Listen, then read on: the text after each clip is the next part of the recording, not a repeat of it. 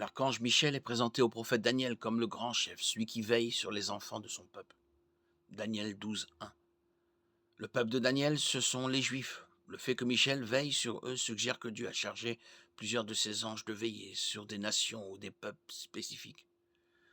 Les démons semblent avoir une hiérarchie semblable.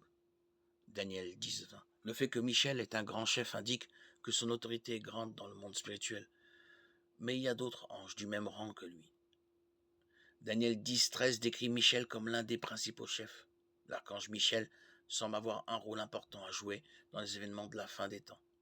L'ange du Seigneur a dit à Daniel que pendant les temps de la fin, Michel se dressera. Ce sera une période de détresse telle qu'il n'en aura jamais eu auparavant. La grande tribulation, Daniel 12:1. Israël a l'assurance qu'il sera protégé pendant ce temps, qui sera suivi de la résurrection des morts, certains pour la vie éternelle, les autres pour la honte éternelle. Daniel 12:2. L'enlèvement de l'Église aura lieu à la voix d'un archange. 1 Thessaloniciens 4:16.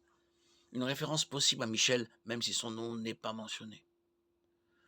L'archange Michel est mentionné pour la dernière fois en Apocalypse 12:7, pendant la grande tribulation.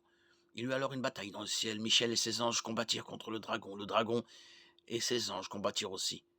Michel et son armée d'anges du ciel ont vaincu le dragon et l'ont jeté sur la terre, où, fou de rage, il s'en alla faire la guerre à ceux qui respectent les commandements de Dieu et qui gardent le témoignage de Jésus. Apocalypse 12:17.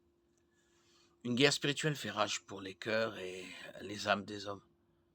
L'archange Michel est un prince des anges qui protège Israël et soumis à Dieu et le sert en combattant Satan, le dragon.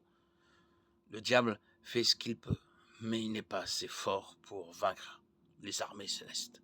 Apocalypse 12:8.